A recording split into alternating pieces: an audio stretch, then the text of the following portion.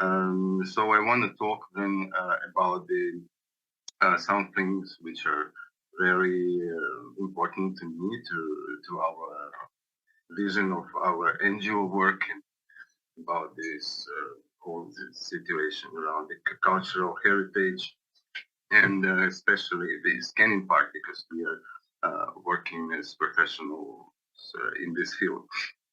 So what I want to say about it, that although the data can be collected and data can be stored, and there are a lot of formats, a lot of technologies, and they evolve every year. We have some new opportunities. For instance, like photogrammetry itself, like already, like I mean the new one, the SFM and BS, multi-view stereo, structure for motion, algorithms, they became available like recently, and whoever knows. So now we have some nerve reconstructions, and we have X-rays and a lot of new possibilities to store and preserve digital forms of the objects. So my point is that in the future we can have new technologies. We have new data and acquisition techniques, and computers can be more powerful and whatever. So the biggest question is how to store data which we can acquire now, which will be possibly be usable or possibly will be amplified by new technology, scale or whatever. And this is the problem of the storage. Because as everybody was talking about, like several speakers, like about this formats and standards, and everything have to be interchangeable, interoperable, and I think it's a kind of the goal of all this process of storing and the layers of data which can be um, provided to people, just regular ones, and to governmental institutions, scientific research institutions. As we can see, a lot of countries have their regulations, their standards. So I think that the ultimate goal is to go the way of kind of making the global standard for everybody. And this is it's not a very easy task. And we as professionals must work in this direction.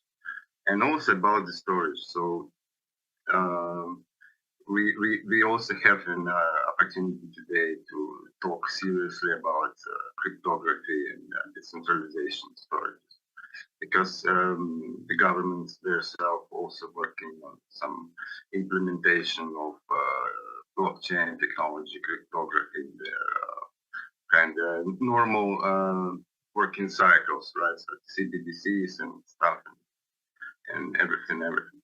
So when we can say that the object which was scanned and stored on somewhere on decentralized internet like IDVS, similar, so then we can say that this object is safe enough because centralized storages have their own kind of problems, and this problematic can be solved by these things. On the other hand, there are a lot of opportunities which this technology can give to a lot of institutions, including museums, to use some sort of blockchainization of artifacts and such as NFTs or things which will come after that, like utility based NFTs. And I think we'll talk enough about it like later on. So what I'm thinking about it, the technology is a good thing to preserve the cultural heritage, and I believe that it will be evolving more, and I believe that we need a kind of global standard for data storage, looking forward for new technologies.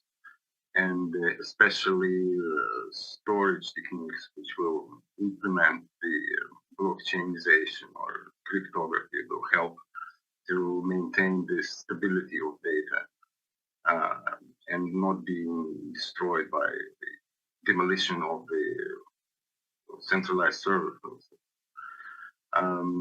So this is all the open questions without an answer, and so I wanted to maybe ask someone from the panel, like maybe Yura, what do you think about this, the storage, the technology, and cryptography in the cultural heritage preservation?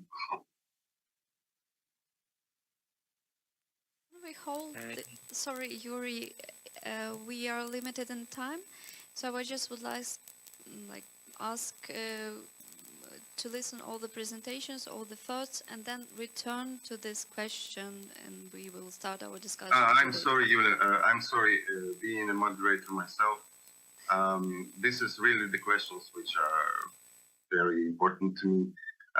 Okay, so I'll finish my talk. And actually, by the way, our presentation can be found in the actual museum. So we collected our works and works of our partners, Scalon and IRFED, and a lot of new ones and new organizations which we just started to work with. So we can check it out, and I hope you like it. So about this thing, I'm saying that the architectural part, the drawings, the models, the BIM models, the 3D printable or like digital fabrication models, they have to be stored in a way which will be sustainable in the future. And centralized storages are, it's like a Khrushchevka, like to build a Khrushchevka. It does not fix the possibility of losing data. So I'm thinking about decentralization and some open standard for vast majority of people to use it. And it will at least preserve the cultural heritage in the form of 3D models or drawings or whatever.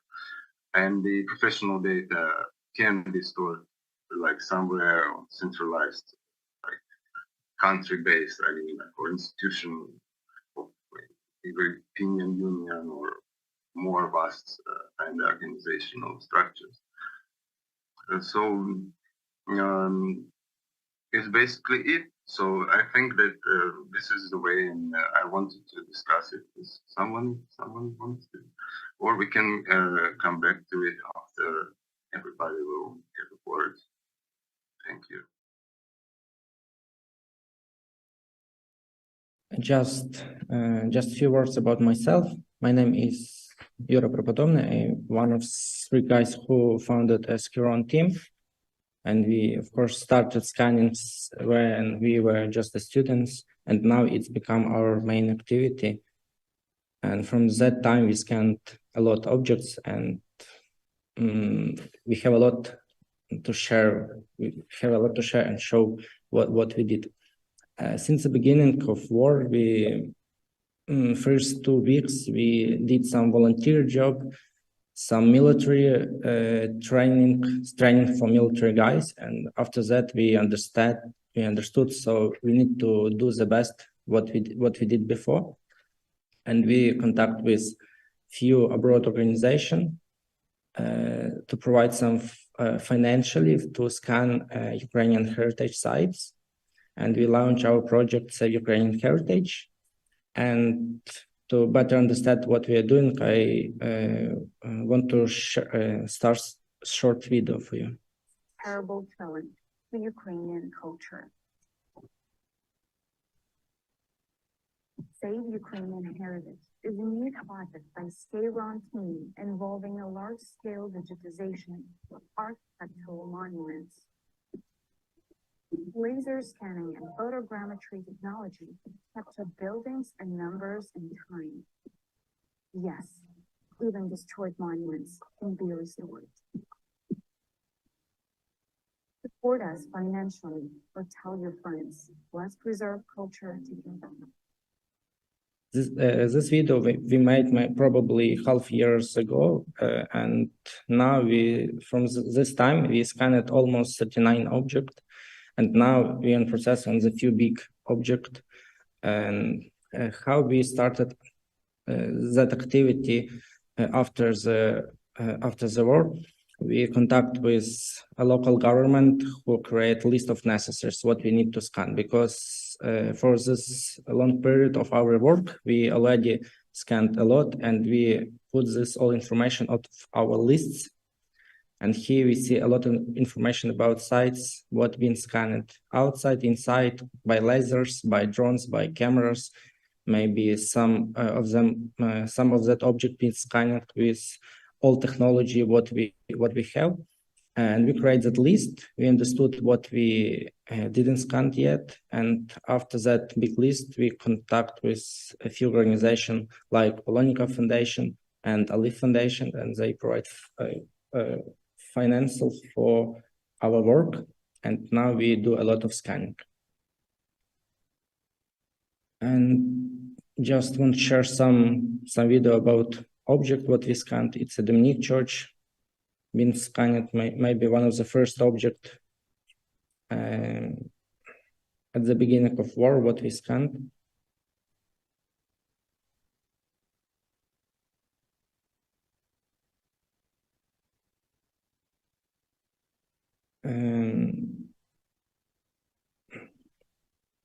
After 6 months of that activity, we growed a lot. We collaborate with a lot of organizations abroad. They provide some stuff for us, some cameras, some storage, some power supply. We hired a few guys, teach them and how to scan, how to process photos, how to make reticulology work if you need it. And now our team counted near 10 guys who know a lot about laser scanning, and they can do it by themselves. And at that period, we scanned a lot UNESCO sites. In Lviv, we scanned maybe four objects which located in UNESCO protection area, and also we scanned Chernivtsi University. It was the biggest challenge, and now we did more than 2,000 scan position, and we will do maybe more than 500. We need to do more, and that's what we do now. So we already cooperate with a lot of organizations. For example, Capturing Reality, of course, Serhiy Feder knows that guys, Artex 3D, Leica Geosystem. A lot of that organization provide some stuff for scanning, some power supply, some storage, and now we in process before our next year activity, and I will tell that maybe a little bit later. So and now that's all.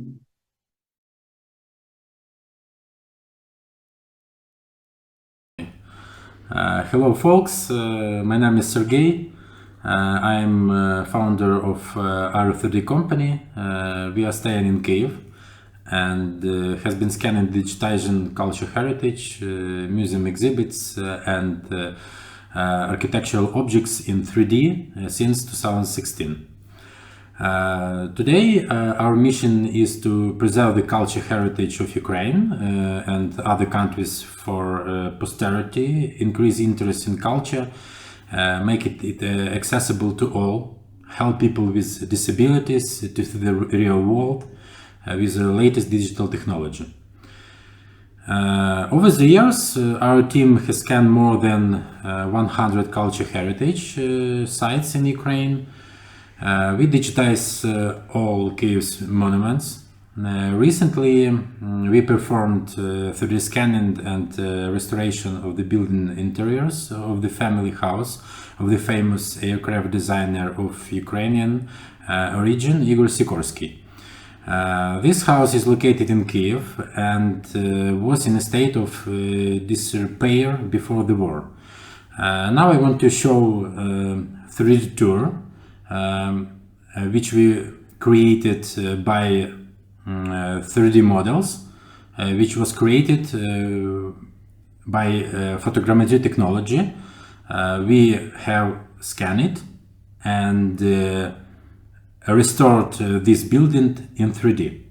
Like I told you before, we created Google 3D tour and share it on Google Maps. So you have a possibility to find this 3D tour on Google Maps and walk along the street, and also go to the inside of this building, Igor Sikorsky, and see all of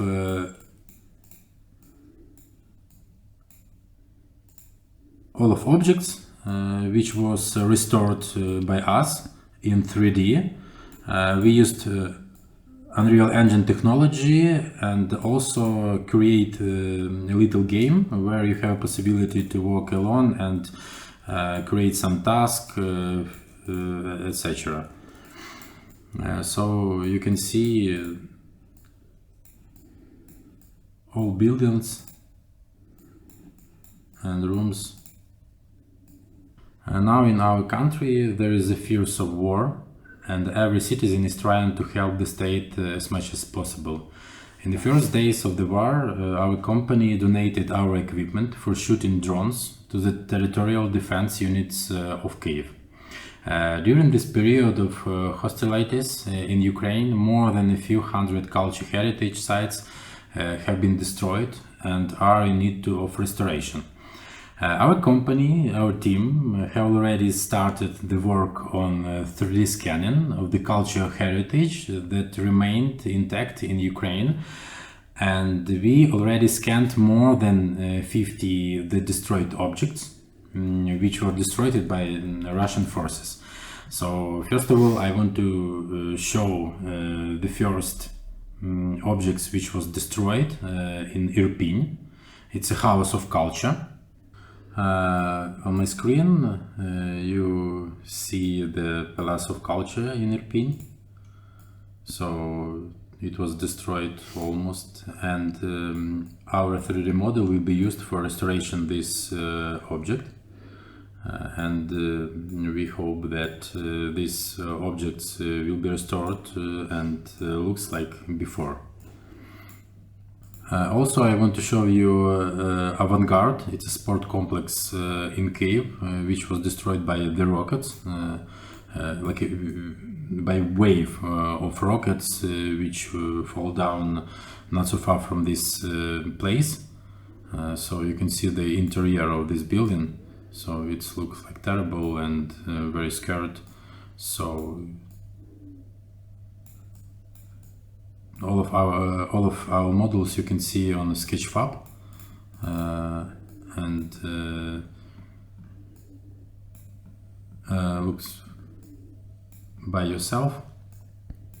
I don't have a rights to show all of 3D model which were scanned by us, but I want to show you very famous objects in Ukraine, also around the world. It was Mria, so we have already scanned two, and it was very hard objects because we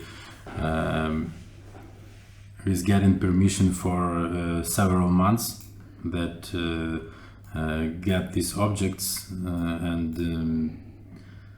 it was so hard also scanned it because it was not so very good condition in this period of time.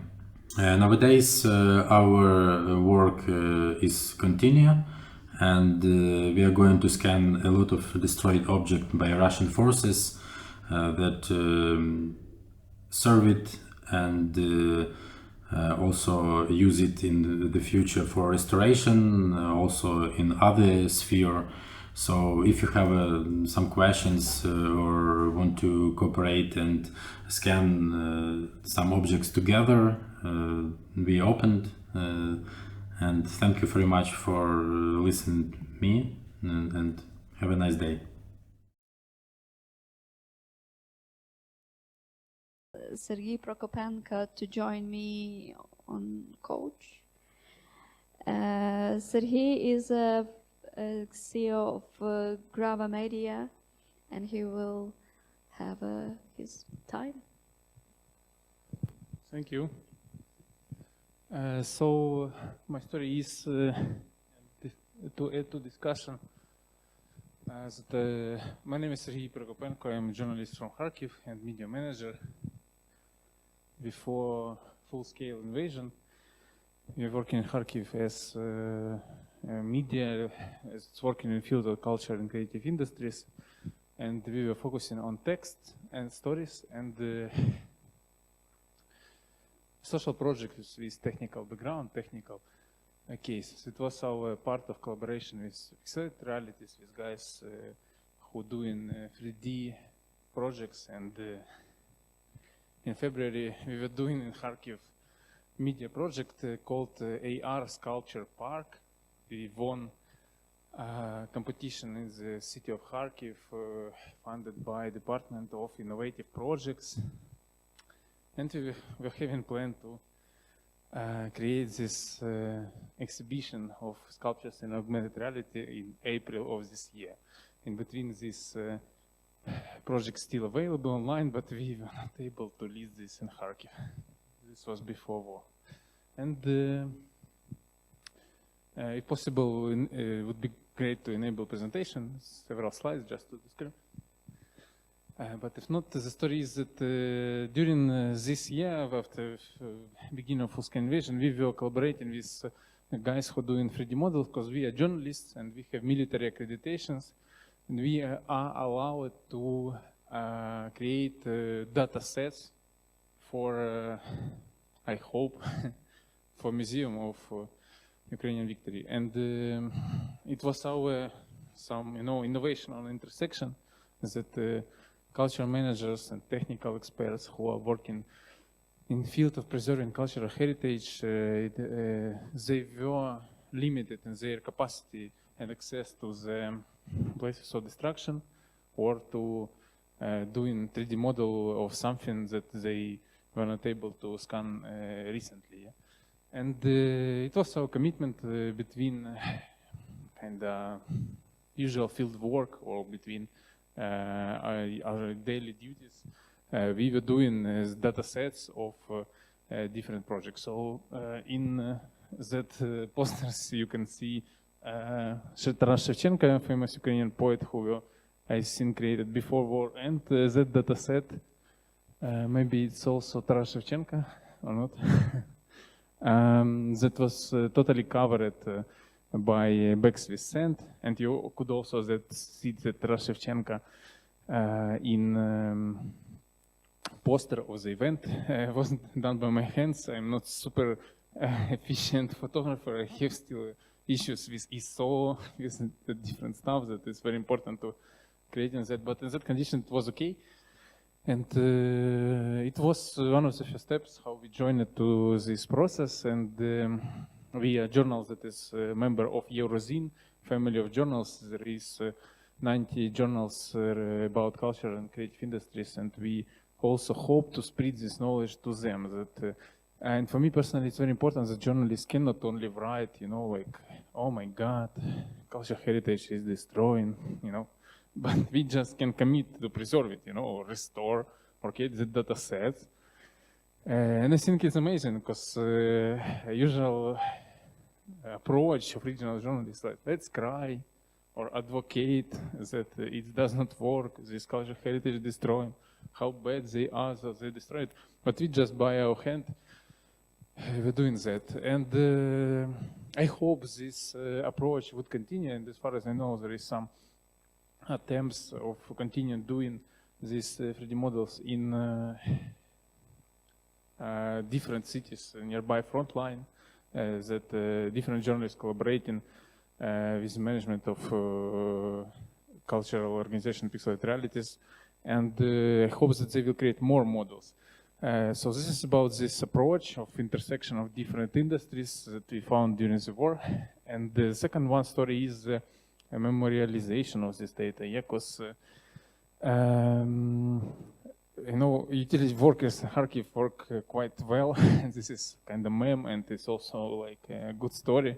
And they clean up everything very fast. So when it was the beginning of full-scale innovation in March, it was several weeks until everything stabilized, and we had the time to do some photo shots of some destroying technique, equipment, or maybe big hole after rocket strike, because in summer, for example, June, I was impressed I saw rocket strike over the central square. We came there in the morning, but when I was coming back in the evening, everything was cleaned up. There was no hole in the road. It was, you know, a small destroyment of this building, historical building in Pavlova Ploshcha. And they totally clean up everything. And, you know, like something's happened, but you don't understand what. And it might be that even in 1 week you will tell somebody, go check this place, they will not see it. And it's important to preserve part of it, because even me, after months, when I think about something, my brain is preserving my maybe psychic, not to cry because of this, or not to blow up or something like that. But these models would be able to memorialize this stuff, and for me as a journalist, it's also very interesting. I think it would make its impact in nation creation in future, and part of it.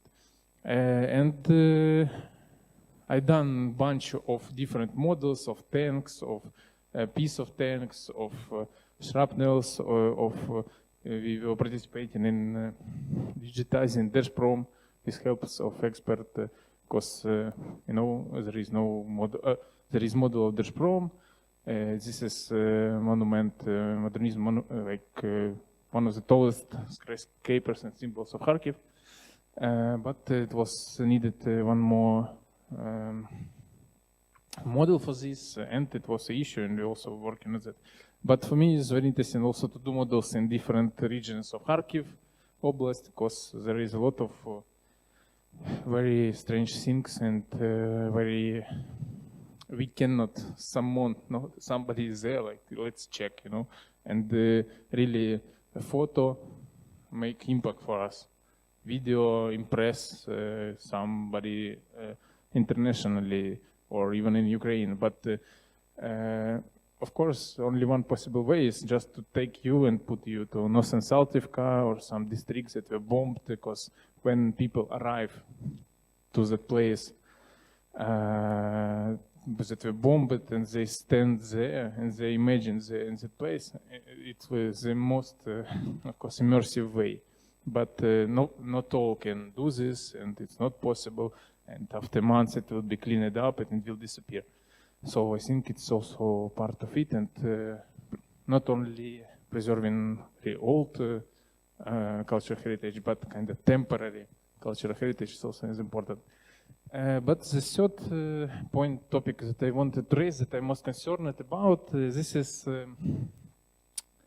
I see a lot of organizations, they do a lot of 3D models, they do a lot of different stuff, but there is no some standard of quality. What is a good model? What is a bad model? What is a good 3D object? What is a bad 3D object in the field of cultural heritage?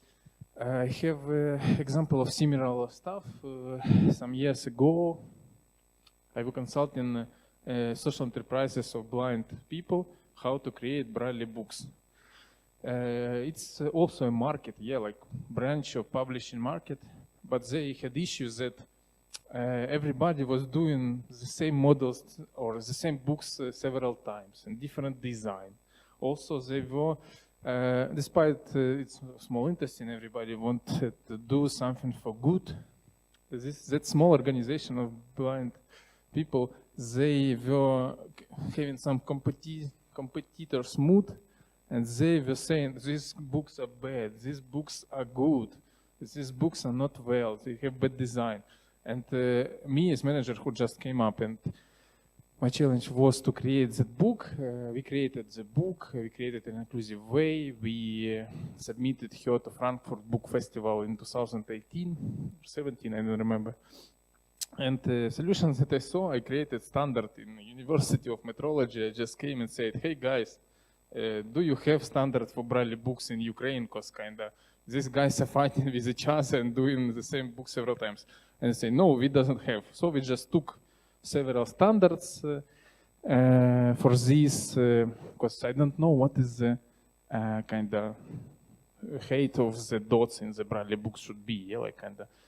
And we created the standard, and I have this standard I can share with anybody who needs inclusive stuff. And in between, I was sharing this standard for guys to create touchable things on the monuments in the regions. And this was our commitment even to this case. And I advocate, I want you to have all the 3D guys, 3D modeling guys, have some industry standards that you can say it's good or not good. Because, you know, I don't understand what is the quality of your models, of you all, basically, not only organizers, but all. Everybody doing different models, then another guy came with laser, says, this is bad model. Then some another guys coming with some, I don't know, Starlink 3D scanning and say, oh, the technology is bad, that is good. I'm not interested in technology, I'm interested in results. Comment on it if possible. Yes, so the very nice question about what is the good data and what is the bad data. So there is a professionals like Yura Pripodobny, who is a GIS guy. Yes, so he was finishing, graduating from university to use lasers and drones. Myself and all our team, mostly architects or just. And twice missing. At least I'm looping now also. So what I'm trying to say, so in the worst state, even if the customer asks you not to acquire a color, so you will go and acquire a color for yourself to store it, yes or no?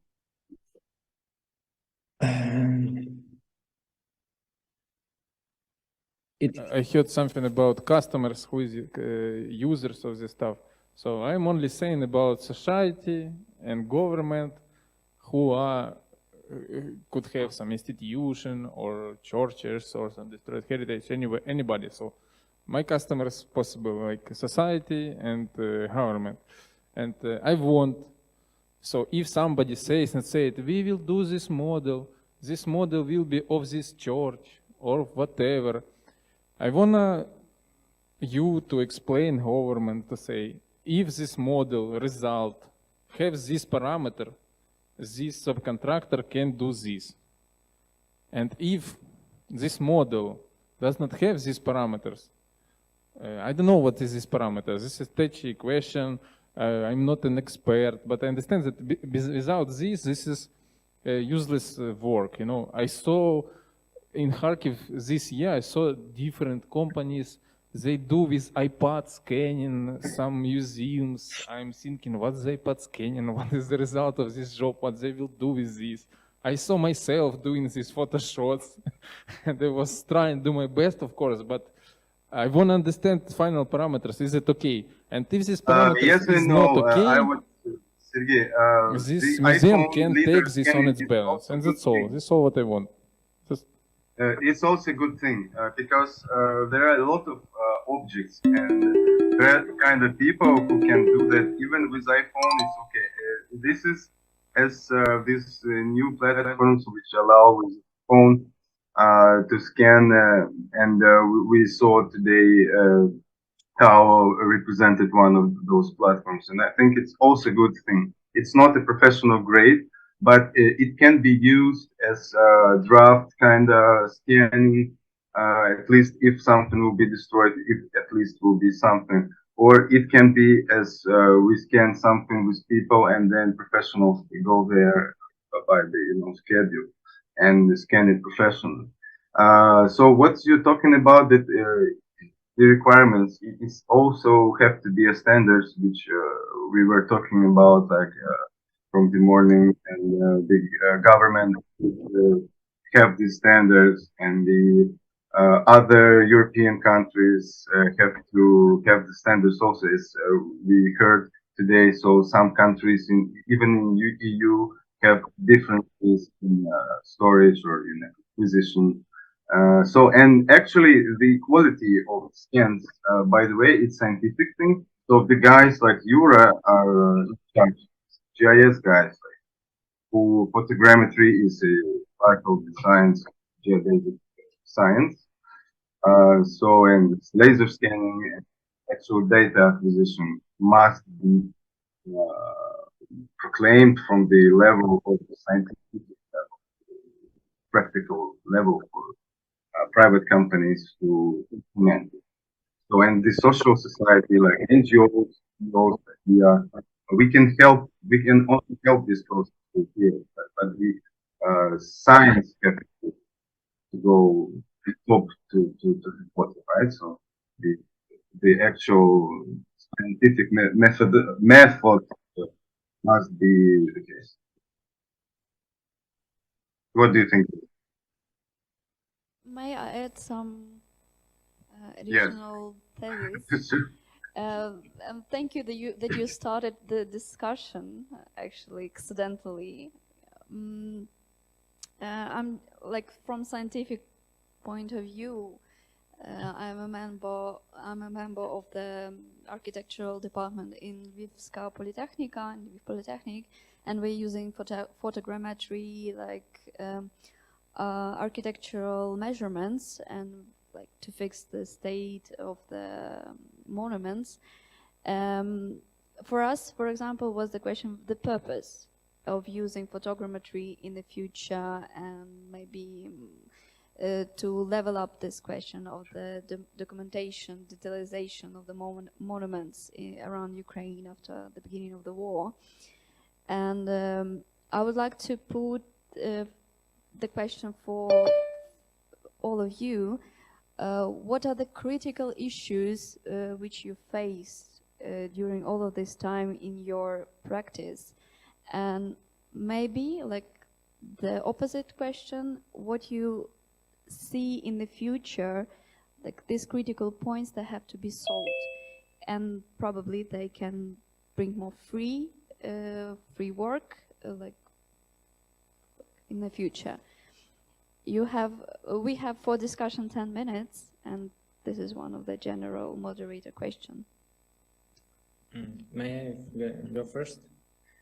I think one of the first big problem of that area, it's nobody understand what is 3D scanning actually is. Maybe sometimes that guys show us 3D tour from Google, and they tell us, yes, it's a 3D model, and we already have that. So it's a typical problem. I think Fedor feels the same, but it's totally different, because accurate measurement, it's never easy. It's took a lot of time, a lot of preparation, a lot of expensive equipment, and a lot of steps by steps to create a high resolution model, in my view. So the first problem is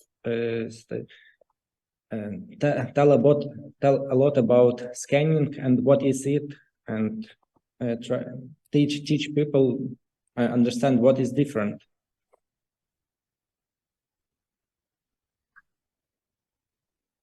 Provide seminars, lectures for everybody who would like to develop in the photogrammetry. Can you repeat this? Could inform people, teach them. Should we provide more tutorials, seminars, lectures, conferences? 3D scanning can never be such popular like pop songs, like, or something something from pop culture, because it's it's not very popular stuff. But from ourselves, we always try to create something, some tutorials, some videos about scanning, and we tell about our activity to abroad, to Ukrainian, and on that way we try to solve this problem, to tell to the people what we are doing on our social media.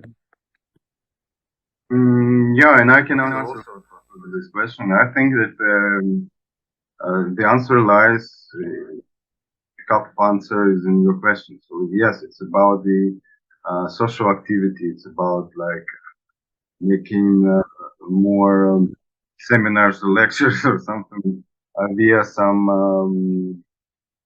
NGOs also who can conduct that. And actually, we are not the exception with these seminars. Some sort of residency where we taught people how to make the photogrammetry or process the models for digital fabrication. So this you cannot learn this in the institute of like in this amount, but also everything which is high techy or trendy must be used and utilized for awareness, upscaling people, understanding that I know just so that's why I'm saying that those platforms are good. Not in the quality wise, actually, because they are not professional instruments for measurements. They are not laser scanning, industrial grade, quality. But the more people know about it, the more effective in the future it will. So more people will be involved in that.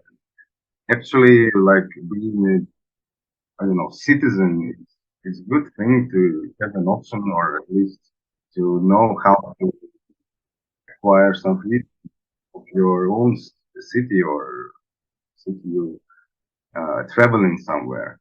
Because I think this is the way, yes, and maybe making GIS science more kind of fancy, making a geodesic scientific institution more appealing to youngsters, you know.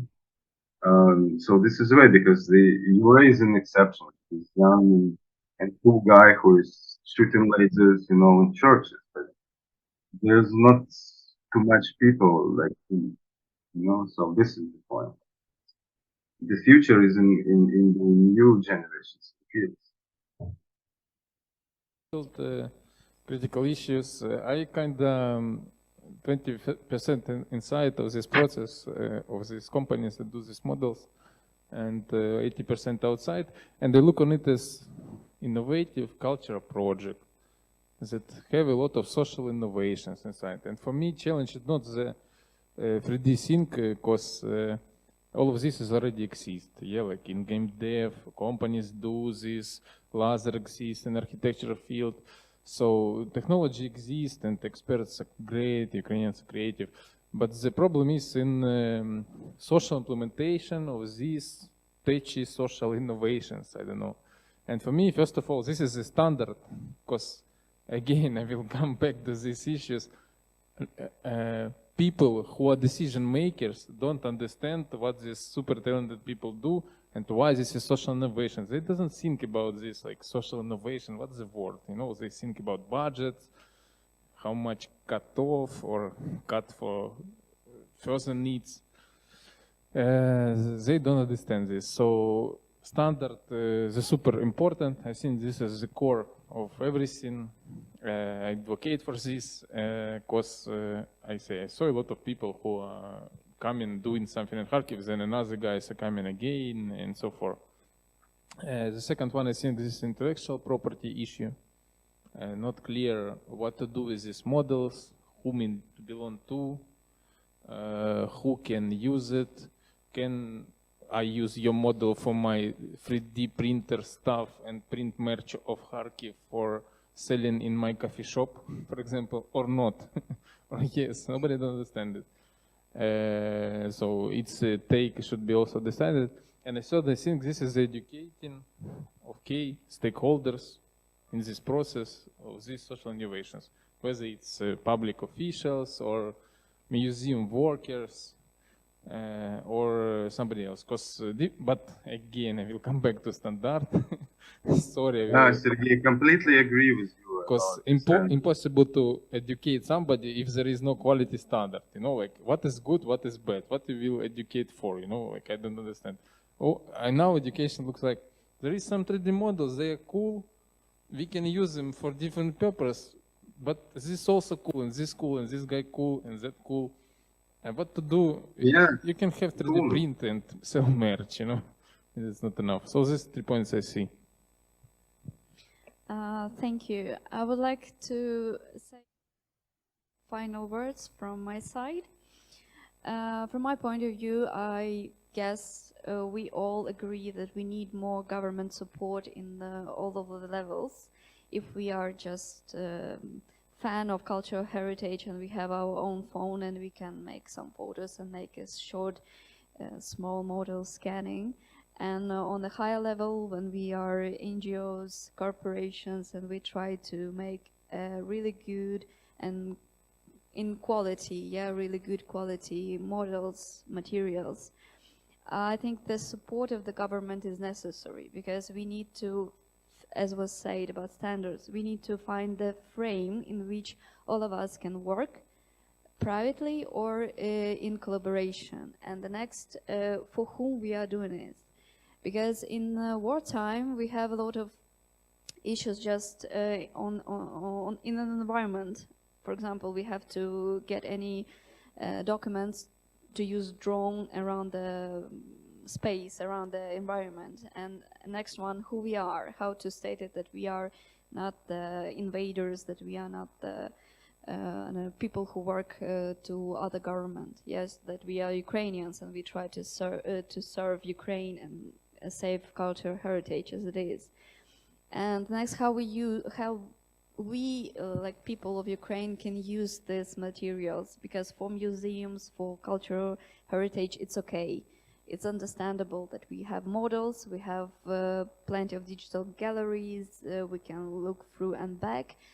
But at the same time, on the ground level, how actually every Ukrainian can use it, how to talk about this. How it was said by Sergei said about commemoration, because the next step we will present our exhibition, and a lot of materials which are showed there actually are the documentation of the war crimes, and how we will talk about this, how to communicate with the society about what we preserve in digital way and why we preserve it. This one of my point of view, and I would like say thank you for everybody who participated in this final panel. I would like to ask you to continue this discussion maybe on next level in other meetings and maybe in close working groups. I don't know, just like an idea. And I would like to ask Jana to present our final stage point of this meeting. Thank you. Thank you. some more space. Thank you for the previous speakers, and I want to say that these 3 panels were quite hard for us, but I think we managed to discuss crucial points and from various points of view, and I think that we will be able to give a summary, a comprehensive summary to this forum in just a period of 3-4 days. And later, I hope these points will, and all these contacts and partners will be able to cooperate on a more close level.